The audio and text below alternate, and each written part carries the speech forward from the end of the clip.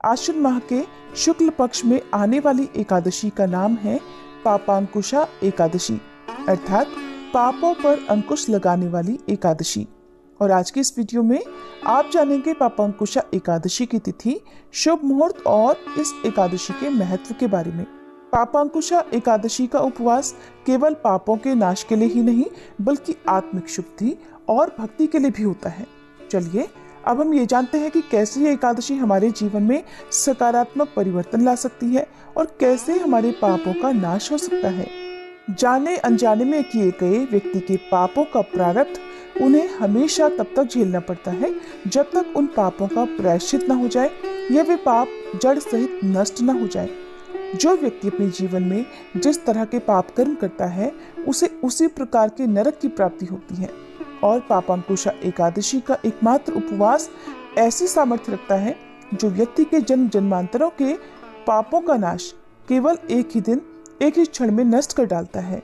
और जो व्यक्ति आश्विन माह के शुक्ल पक्ष की पापांकुशा एकादशी का व्रत रखता है उन्हें अपने पापों का नाश हो जाने के बाद बार बार इस संसार बंधन में नहीं बंधना पड़ता, उन्हें भगवान की कृपा से मोक्ष मिल जाता है। पापांकुशा एकादशी को पद्मनाभ एकादशी भी कहते हैं। जो मनुष्य शारंग धनुषधारी भगवान विष्णु की शरण में जाते हैं उन्हें कभी भी यम यातना भुगतनी नहीं पड़ती। जो मनुष्य वैष्णव होकर शिव जी की और शैव होकर श्री विष्णु की निंदा करते हैं वे अवश्य ही नरक में जाते हैं। सहस्त्रों वाजपेयी और अश्वमेध यज्ञों से जो फल मिलता है वह एकादशी के व्रत के 16वें भाग के बराबर भी नहीं होता। संसार में पापांकुशा एकादशी के बराबर कोई पुण्यदायी व्रत नहीं, इसके बराबर पवित्र तीनों लोकों में कुछ भी नहीं। जब तक मनुष्य पद्मनाभ एकादशी का व्रत नहीं करते हैं तब तक उनकी देह में पाप निवास करते रहते हैं। जिस प्रकार एक पहले के सभी पाप कर्मों का नाश महर्षि अंगिरा द्वारा बताए गए पापांकुशा एकादशी व्रत का पालन करने से हो गए, उसी प्रकार ये एकादशी अपने सभी भक्तों के पापों को उसी प्रकार जला डालती है जैसे अग्नि सूखे हुए तिनकों के ढेर को। आइए अब जानते हैं इस बार पापांकुशा एकादशी का उपवास कब रखा जाएगा और कब खोला जाएगा। साल 2024 में आश्विन शुक्ल पक्ष की एकादशी तिथि प्रारंभ होगी 13 अक्टूबर दिन रविवार को सुबह 9:10 से और समाप्त होगी 14 अक्टूबर दिन सोमवार को सुबह 6:41 पर। वैसे तो रविवार के दिन सुबह से ही एकादशी लग रही है, लेकिन रविवार के दिन दशमी तिथि मिली हुई एकादशी होगी, इसलिए सभी वैष्णवों को या सभी गृहस्थ जनों को इस बार 14 अक्टूबर सोमवार के दिन ही पापांकुशा एकादशी का व्रत रखना चाहिए। एकादशी का व्रत केवल 14 अक्टूबर सोमवार को ही रहेगा।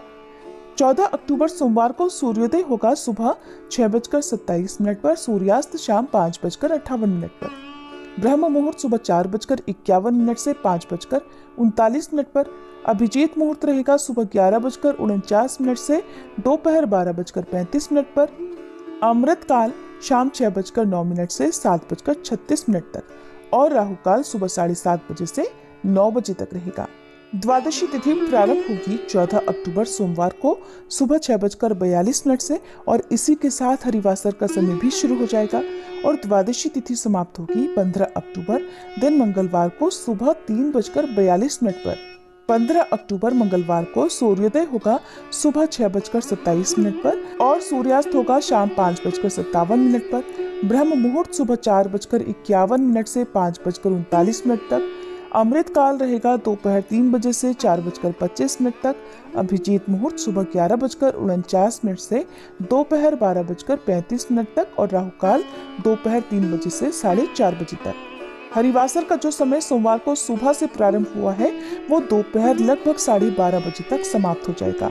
हरिवासर के दौरान भगवान का स्मरण करने, मंत्र जाप करने से भगवान श्री हरि बहुत जल्दी प्रसन्न हो जाते हैं। इस बार पापांकुशा एकादशी का व्रत 15 अक्टूबर मंगलवार को सुबह 6:27 से 7:45 के बीच में खोला जाएगा, यानी कि व्रत का पारणा इसी शुभ मुहूर्त में किया जाएगा।